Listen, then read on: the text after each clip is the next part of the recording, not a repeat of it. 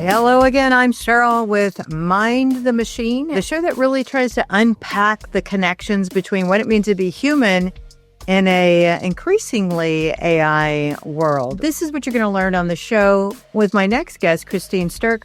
She is an executive in Kuala Lumpur. She's leading a company called Pulsifi, and Pulsifi has an aim to help folks understand the power of their team using AI. And so I think this is important.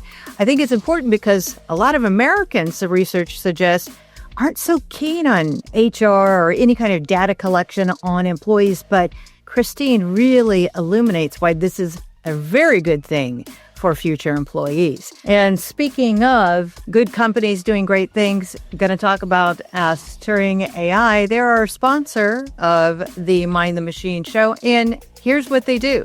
Private, secure data warehouses for the mortgage vertical. Check them out at askturing.ai. Now on to the show with Christine Sterk of Pulsifi. Christine, welcome. Thanks, Cheryl. Pleasure to be here today. Yes. So you're such an interesting individual. And I got to let our viewers in on the secret is as I was kicking around on the internet, I believe it was the Institute of Management, you had been nominated and acknowledged for your leadership of what you're doing at Pulsifi. And then as I started to dig into it, I'm like, she's done lots of great things. So give us the scoop on the background, how you ended up over there at Pulsifi. So I'm in Kuala Lumpur right now. So in the middle of Asia, it's like 10 o'clock at night right now, but middle of Asia. And I've been here for 28 years. 28 years tomorrow. I have been in Asia. So majority of actually more than half of my life, I've been in Asia. So I came over here. I came over to Asia with my partner and then ended up starting a business. I started a business in a very male-dominated world in a Muslim country. So I started an advertising distribution business, turned it into a monopoly, expanded it across the region, expanded across the globe, then sold it. And then was opened up to Pulsifi, who the founder was a friend of mine, and I joined. But I think what it was mainly about in the businesses that I've started and worked in over the years, there was always one thing that either made or broke the business, and that was people. So when Pete approached me with Pulsifi, I realized that actually here's an opportunity to be able to leverage AI in order to be able to really understand what the impact of people is on businesses. And so we've expanded that further. And when I joined Pulsifi as a team, now we're really able to define how people and put people into companies and match them to roles within organizations, leveraging AI. It's pretty phenomenal when you think about it, and actually as I was reflecting, talking to you today, I was thinking about things, even personal relationships, marriages, dating websites, they try and do some of these things. But this is, the way that Pulsifi is doing this is novel, new, impactful. Can we talk just a little bit about how Pulsifi does this, how it matches up, and more about that discovery of launching the business? So there's lots of companies that do assessments. Mm-hmm. And they do one form of assessment. So they do cognitive or psychometric assessments. So they assess how you think, what's your personality like. And they're telling you a little bit about you. So therefore, Cheryl, I'd say, this is who Cheryl is. This is your nature. This is your personality. But actually, if I put you in a job and I measure you against 3 different roles, let's say a marketing job, a CEO's role, and a data scientist, you will get 3 very different results because who we are at work is not in these different roles, is not the same person as we are at home. And this is a really important thing to note. So what we do is we take the data of a person and not just the assessments. We also take in performance metrics, we take in mindset information, we take in personality, we take in drivers and motivators from individuals in lots of different ways. We take that data set, but then we map that to the data set of a role. So therefore, we understand really what does success look like in any particular role. And that's based on global norms. And then it's localized to local database set as well. So you get a very, very high accuracy, over 97% accuracy when you're fitting a person to a role. But note that I'm always saying person, not woman or man. And not by age. So it's always about the data matching the data on the other side. And then we can map it to any kind of framework within an organization as well. So you get a very, very accurate understanding of whether someone fits into a role. Yeah, that's really quite profound. And I love that you're double clicking on this isn't about age or gender. This is really about fit. A perfect fit, a bespoke fit has really nothing to do with how long you've been on the earth or your assigned gender. So talk a little bit about that more from a competitive standpoint, because it seems like these are part of factors that other folks will look at when they're trying to map bespoke fit. So when we're looking at a role, for example, so let's say I was looking at what does success look like in a marketing role? So there's multiple skills involved in that role. So maybe I need to be able to do digital marketing. I also need to be able to communicate in a certain way. I need to be perhaps very, very detailed in some areas. So that's what we're mapping the individual against. What we're very interested in today is, does someone have the right positive mindset? Do they have learning agility? Do they have the ability to be able to grow in a team? But it goes far beyond that. So it's not just about whether you fit into that role, it's how do you fit to the team around you.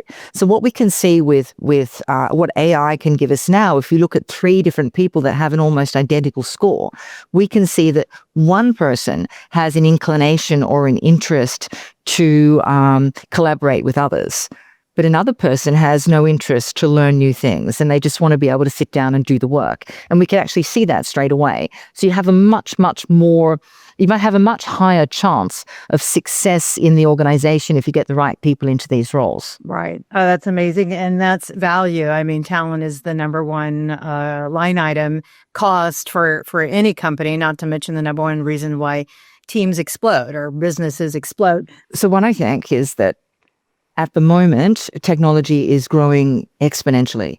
It's never moved so quickly as it is right now. I updated a talk that I did 3 months ago, and I updated it last week to do a talk. I used ChatGPT to update the contents of my presentation, and some areas had grown 400%.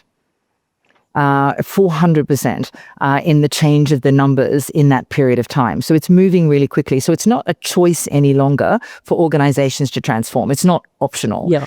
In fact, if you don't, you're going to be left behind. More than half of the Fortune 500 companies since 2000 have disappeared. And that's going to move even faster in the near future. The problem is the latest statistics say that between 70 to 80% of all digital transformation projects fail. Mm. And the number one reason why they fail is because of people. Mm. So if my transformation project or any initiatives that I'm taking through the company are likely to fail, and they're failing because they don't have the right person, if you think about it, if I have the wrong person making the wrong decision about the kind of technology that I put in place in my company, I'll fail. If I have the right person making the decision, but I have the wrong team supporting them, I will fail. If I have the right person, the right team, but they're not equipped with the right mindset or the right skills, I will also fail. So my chance of failure is really high. So then the opportunity is, how do I get the right people and the right team making the right decisions in the organization in order to mitigate the chance of failure and increase the chance of success? Yeah, I mean, it sounds, I don't want to say too good to be true, because I agree with you 100%, is that the technology has advanced so much and we know the need there. So your customers must be really, really delighted. Are you able to talk a bit about what your customers experience and ask for, and how the outcomes of what they're doing as they deploy Pulsifi? So in the organization, what we're able to do is map a management trainee to the specific values and culture of the organization. We're able to map an individual to ensure that they're aligned to the team within the organization as well. And that goes beyond just MNCs. We're working with governments. We're now working in the education sector in order to be able to map out students to see what is their career trajectory. So, for example, if I'm looking at a role, I'm not any longer just looking at what is the current role that I want to fit someone into. I'm looking at what is the future role. Mm-hmm. So if we take AI into consideration, a lot of governments around the world have started to build future skills frameworks.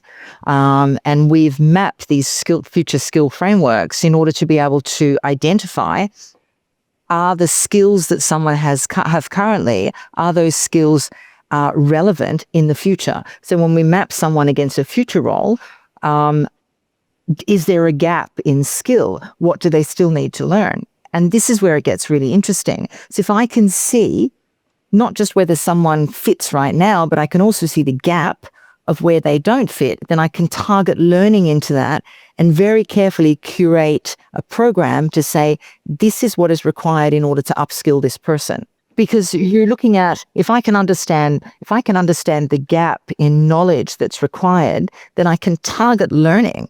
I can understand where the gaps are in the organization, the gaps in a country, the gaps in an industry. We can already see industry norms and measure those. So you can see, is your leadership have the right mindset in order to be able to drive change? There's so many things that we can see with that gap analysis, especially when we start to build future skills libraries into the equation. Oh, that's phenomenal. I really love this because I think this is what we had touched on a bit in our pre-call, is really this ideas of bespoke for students. And students are radically different. The way they learn, everything that they do, like their future potential. I think this is really amazing stuff. So does your current client roster include educational institutions? And then, what I know is people are going to be asking, is it in the U.S.? We're just starting with our first clients in the U.S., but predominantly we've been in Europe and Asia to date, but it's just starting in the U.S. Yeah, that's phenomenal. That is phenomenal. Do you ever have any resistance from folks as you start to help them assess and a fit? Some people may be hiding things. Do you ever get resistance? And if so, how do you get them comfortable with the thought of AI supporting their data to create a custom fit? I think that the hardest thing for people, actually, it's more our age than younger generations that kind of are nervous about it. So it's the idea of being assessed. Mm-hmm. I'm being tested, and what if I fail the test, right? What if I don't measure up that people are scared of? So we've come up with lots of different ways to make it very engaging. So one of the ways that we do that is we run self-discovery workshops, or we run AI workshops whereby we let people understand what are their current skills or list their current skills. And then we're able to say, hey, these are the skills you need in the future to create awareness. So in these kind of team building workshops, we run the assessments. So you get instant data. Now, if we were measuring this in a traditional consultancy way, it could take 2 years to get that data. So we can get it almost instantly, and then we'll have a snapshot immediately of what is the profile of the entire team that's in the room. And the data is very, very interesting. For example, we can see lots of information about motivators and drivers. So we can instantly see, when we look at a candidate or we look at an employee, what would be the correct way to manage that human being in order to motivate them or drive them the best? How do you get the optimal performance from that person? And we can also see that one of the challenges that many corporations across the globe face is Gen Z. And it'll soon be Gen Alpha and Beta. So with the younger generation, they can cognitively test perfectly. They can interview really well. They look on paper like they're going to perform in the job in an outstanding way. But when you get them in the job, we can't work out how to get them to work. There's just something missing. And what it is interest. So when we map out job interest, it's self-declared within the assessments. We can actually see a gap in the actual interest of this individual. So moving them to a slightly different role in the organization, we have the opportunity to be able to see someone that was perhaps not performing really, really perform just by looking at the data set. Wow. Yeah, that's really great. It kind of makes me also think about neurodivergence as well, as, maybe there's a line where we can't really pry too much about people's I don't know, medical diagnoses or so forth, but you do have indicators maybe of, I don't know, autism or ADD or something along those lines. How do you manage that the nuances of not diagnosing, I guess that's probably not the right word, but analyzing for a fit for someone if they are neurodivergent? Is there any difference? Maybe there's not. So every role has got competencies and characteristics that define success in a role. So if I was looking at a role, let's say for a data analyst, I need someone who has inherently strong detail. I need someone that is able to sit down and just nut out numbers for hours and hours. And there are people that are extraordinary at this. There are, in fact, a lot of companies these days are specifically looking in the autism area for people that have very, very high cognitive ability to work with numbers. It has nothing to do with their social communication and everything to do with that. And that's what we talk about when we look at mapping a human being to a role. It's what is the optimal skill in that role, and do you have it?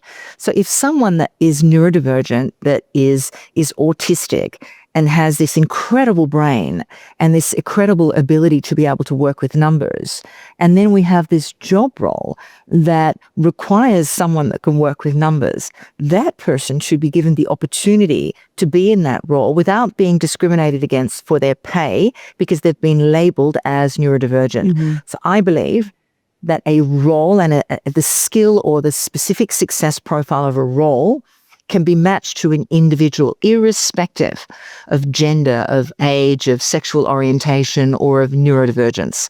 So it should just be about the human being being mapped. And then we start sitting in a much nicer place in the world. Yeah, I love that. And it makes me think of companies like here in the U.S., Correlation Ventures, who basically uses all data to analyze the investment profile of a company. And so not even really knowing the packaging or the, cultural orientations of the team member, they're really looking at the hard data and they're able to make unbiased decisions. So this is really what you're doing, is you're taking the bias out of an incredibly biased situation. Are normally biased. Actually, yeah. Well, the bias in the workplace is extraordinary. We bias against. We bias against. Let me give some example. Age bias, gender bias, halo bias based on education.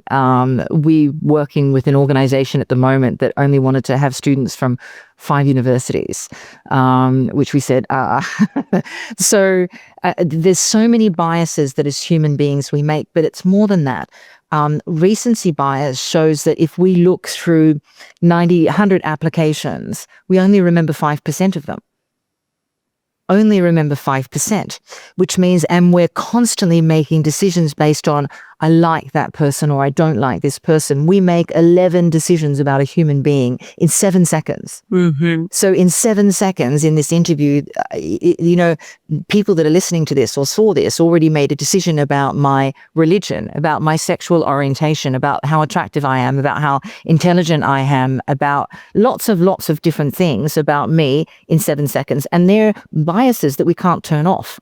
Mm-hmm. So what we're using artificial intelligence for is to look at data to present the final quota to human beings to make a decision so that everyone's equal in that decision plane. So therefore, if you don't have enough women that have the right skill for that role and you need more women, let's focus on what are the skills that these women require. Mm-hmm. Let's not just put token women in those positions in order to fill a position, in order to fill the role. Let's actually ensure that they're upskilled. So there's lots of things like this. So with the bias, when we first introduced the technology, I remember someone saying to me that the CHROs and the HR teams would be so angry with this technology, but actually it's the opposite. There's so many positions within an organization that are moved around because somebody has a friend that they want to put in the role. And finally, there's a data set that we can say, no problem, just run this person through the process and we can see where they best fit in the organization. We can identify what is the skill gap with these individuals.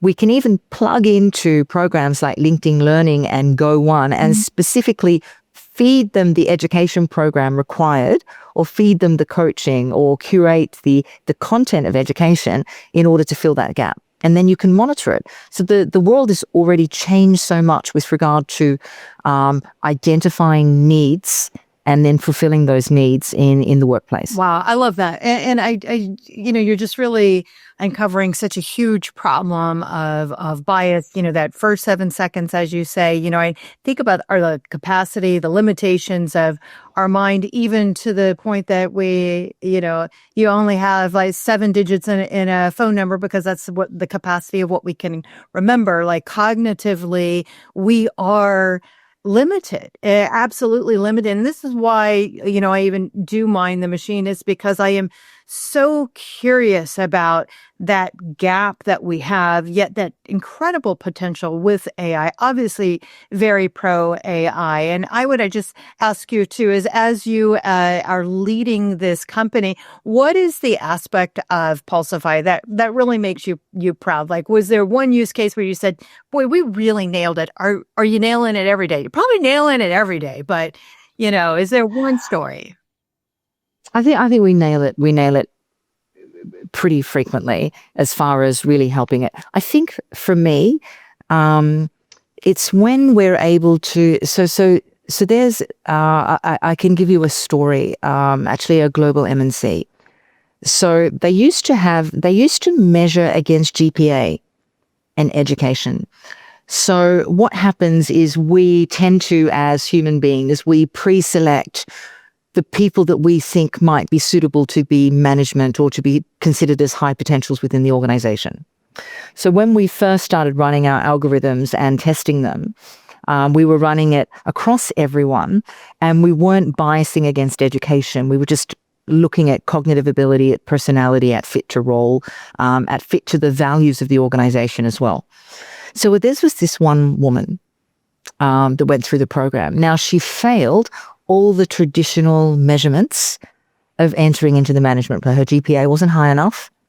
And had she gone through a traditional assessment center, she wouldn't have passed it. But this woman had a very, very high score, a really high score cognitively. And we said, you should let her run through. Trust us, let her run through and let's see how she goes. Now, 2 years later or 3 years later in the program, highest performing management trainee they've ever had.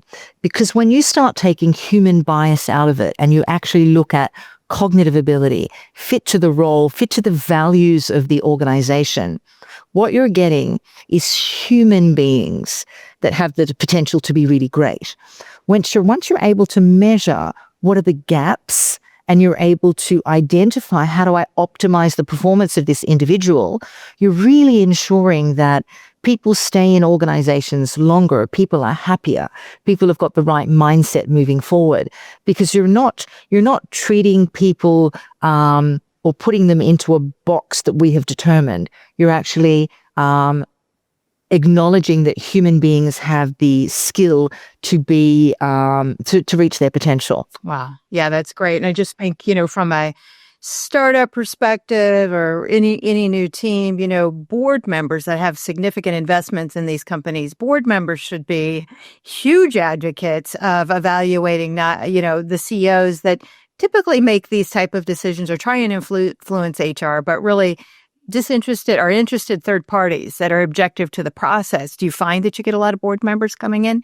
Lately, we do. Actually, it starts with that. So we tend to get, when we're working, particularly in the banking industry and government sector, we tend to have the first step is we meet with the board and we talk to the board about what we want to achieve in the organization and how important AI will be moving forward, and how we can provide them with dashboards and insights into what's actually happening in the company. So rather than it being guesstimates about what you should do and saying, maybe we feel you should be trained in this area, it becomes super accurate.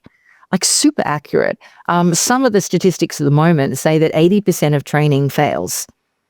So when you run a course, it's hit and miss. But it's no longer needs to be hit and miss, because if you understand what is the requirement of the role, what the strengths of the individual is, you know what the gap is. And you can just very easily plug in specific learning. And we do that via a 10-20-70 rule. So 10% is online learning and 20% is coaching and then 70% is on the job.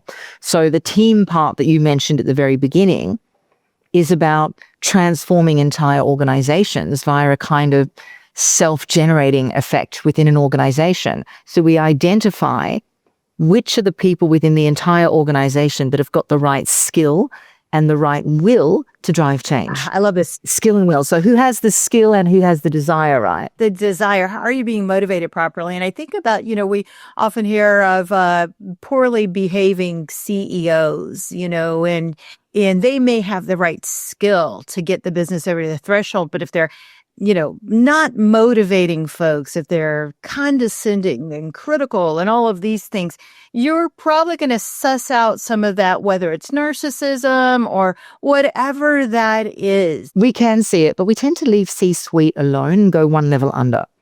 So we use the C-suite as sponsors of programs, and then we run the next level. And that's quite strategic. So at the beginning of a transformation project, about 15 to 20% of all people of employees are what we call promoters.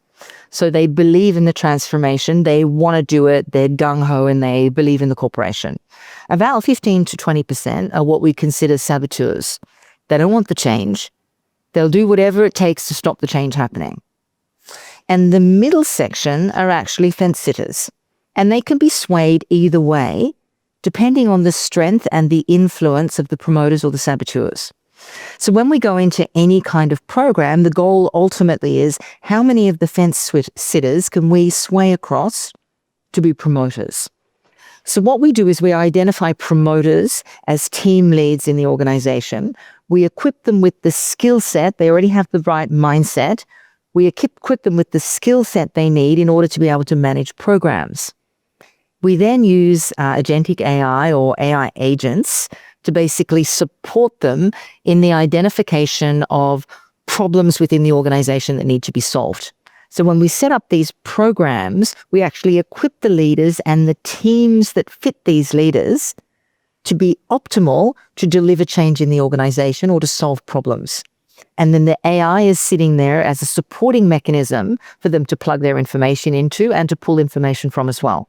So what you're doing is you're building a very, very tight program within the organization that is on-the-job training that enables the organization to change. Now, what's interesting about this, if you set up, let's say, 5 of these teams within a company based on your 5 promoters sponsored by your leadership team or your C-suite, then what happens is really interesting.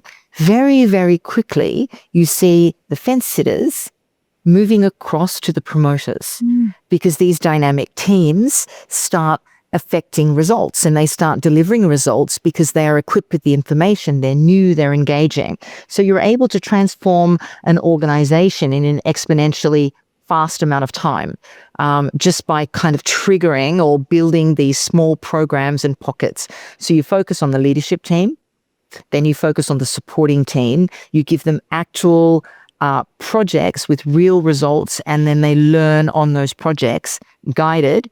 You give them AI to support, and then you execute. So it's a very, very interesting way to leverage AI and to leverage human resources in order to enable companies to self-generate transformation in the organization. Do you think that the organizations of the future will still require HR roles?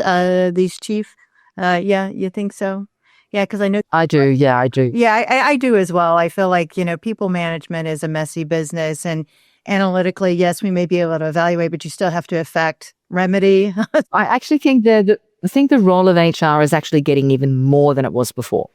Because I think that the role of HR teams moves into transformation space, because if people are the main cause of drive or failure in an organization, then managing the people is more important than ever. I think that HR roles are transforming, and HR roles will be more technology roles in the future, because it will be about how do I identify the gaps of my team? How do I optimize my team? How do I ensure that my team is future fit? How do I ensure that my team has the knowledge required in order to grow the company in the future?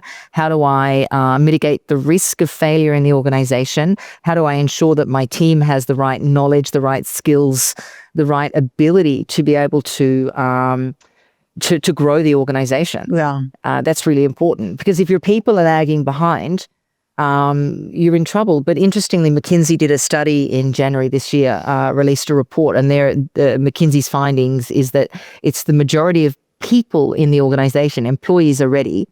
It's the C-suite, it's the leaders that are not yet ready and are lagging. So we're hoping by putting these kind of programs in place, it's a much easier way to drive change. Yeah, I love that. Another great word in there, future fit. So we got skill and will, future fit, all kinds of good hashtags coming out of you, Christine. I love that.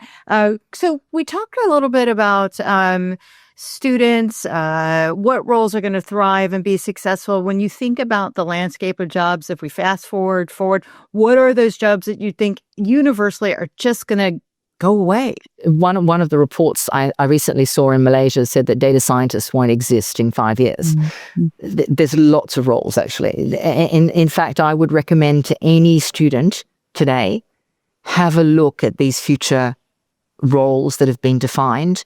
Because if you're studying something, I sat at a dinner recently with a student that said, I'm at university, this is in Texas, I'm at university studying copywriting and advertising. I said, I think you should get a backup job. She said, what do you mean? I said, I believe that the statistics are something like 90% of copywriting will be done via AI by the end of 2025. So you need to become a prompt engineer. You need to have some form of backup there. So I think it's really, really changing. And I think that the way that students are leveraging AI, the way that we leverage AI, I think that jobs will change. Jobs will really change. But we're using it as a supporting mechanism to enable us to be able to power on in our jobs and get greater results from our jobs than we could before. Yeah, it's a higher order of contribution. And, Correct. Last night, in anticipation of talking to you today, I was really looking at what is the anxiety level in terms of job shifting? And in the U.S., from Pew, it's 53%. They're still very worried. And I thought, oh, well, that's interesting. That's about half. And then I looked down and it's like, then there were extremely worried, which was another 27%. So, net total is you got upwards of 70% of people having tremendous anxiety about how they're going to cover their expenses, to live, to show up, and to be at work. And they're blaming, quote unquote, AI. But I really, tell me, what are your thoughts on? So let's address that, right? So yes, it's true that so many jobs will change, but never in history has there been the opportunity to learn. Never in history has everyone had access to education like we have now. Like, it's at your fingertips, literally. And let's not forget that we are the ones feeding the data in the AI. We're the ones creating that. So we can also create a future for ourselves that have jobs that are not even there as yet. Because we can learn. If I look at my knowledge and what I knew 2 weeks ago, I know so much more now. Because I'm constantly testing AI. I'm constantly looking at what can I find out more and what can I do. So high learning agility, your ability to be able to self-initiate learning is really, really important. So if I was talking to students, I would say, learn, leverage AI, find out everything you can, never accept that you cannot do it, because you can. So just because you didn't have an education in the past, because you were working perhaps, I don't know, in a supermarket or something. Now you can do so many things. You can sell something online. You can write a novel and sell it online. You can publish in a way that you could never do before. So I think there's a lot of opportunities that are being opened up. Yeah. As many opportunities that are being opened up as there are opportunities closing. Yeah. And, even the CEO of LinkedIn commented at the World Economic Forum in January is that 20% of the jobs that were posted in 2020, 25 years ago, which, by the way, I can't believe 25 years has passed, but 20% of those jobs didn't even exist. And we know that this is just we're just scratching the surface here, the redefinition of these roles. We won't even know the names of these jobs. Yes, some will collapse, but they'll be redefined and they'll be more on a higher order. So I am very optimistic about it. I think what you're doing is also creating a more efficient and more intentional, focused way for less friction. And I don't think anyone has ever lived a sadder existence by having more knowledge. I mean, I don't know of a use case where more knowledge is not good. I feel that as humans, we have so many biases, and we put so many limitations on ourselves continually. AI as a supporting tool is able to help us to be anything we want to be. Literally, if I look at a student today, or if I look at a student in the future, I think the possibilities are infinite for this child. The possibilities are infinite. We could also say that, oh, wow, AI is going to take their job, but we're really looking at it from a limited viewpoint right now. If I think about the future of education, if I think about, we talked before about an autistic child. So if you think of this autistic child in primary school that has been identified to have this incredible gift in mathematics, like an incredible gift, but is socially awkward. If you're able to hone that child's gift, if you're able to craft an education program, not against what we consider education norms, but against this person's human potential. Now, if you're able to craft an education program and curate also the teacher to match this student, you're able to build that education program so that this person can reach their optimal potential. And then that person has all of these roles that are potentially presented to this person to say, this is what you could be, should you choose to.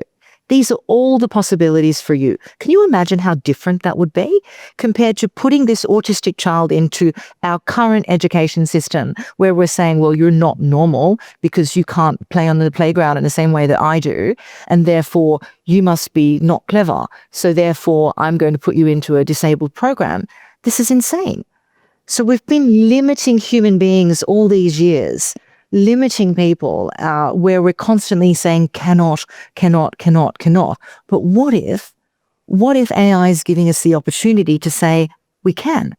Anybody can. Right. All they have to do is have that desire. And I think this really goes back to the mindset of many individuals is that it's a lost game. The bots are going to take over. My job is going to be gone. They've resigned themselves. I see people kind of setting up things where it's anti-AI. And I really look at it like very concerning because this is a mindset of lack of abundance when the reality is if you're in the tools, especially things like, Grok just launching, XAI, Perplexity just launched the deep research, a huge week in terms of reasoning, the capabilities of reasoning now in the last week or so.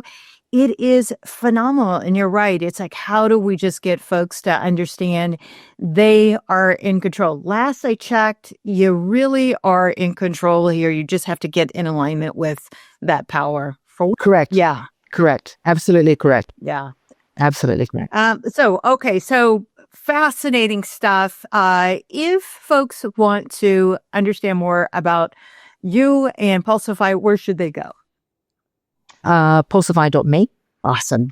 You can find us online and you'll find out about it. Basically, we're mapping people to roles and to organizations, and it's agnostic. So we're not looking at gender, we're not looking at age, we're not looking at race, and we're just looking at human beings. And we firmly believe that the future of the world is one where we recognize humans' potential. Human beings' potential, and then we fit those just skills. And if we can manage to do that effectively, I think we've got a real shot at having an amazing future as human beings. Well, that's pretty amazing stuff from Christine over there in the executive suite at Pulsifi. Thank you so much for your time and your insights. We're going to have you back. That's all there is to it. Thanks so much, Cheryl. Really appreciate it. Thank you. I certainly learned a few things and reconfirmed a few things, especially about that part on jobs. That anxiety level has to come down for folks. We've got to lean into this. Students, if you're listening, you are in control ultimately. You've got to really, it's a mindset issue. Christine and I, towards the end of the call, basically reconfirmed it doesn't matter where you went to school. Even if you went to Ivy League, what matters is your mindset and your willingness to lean in and learn. And that, my friends, is the theme of Mind the Machine. Make sure that you follow us and listen to us on all platforms, because Mind the Machine is here for you, the student, the person that's worried about the future of their job, how to stay upskilled and how to have the right mindset and be clued in to the latest and greatest of AI on Mind the Machine.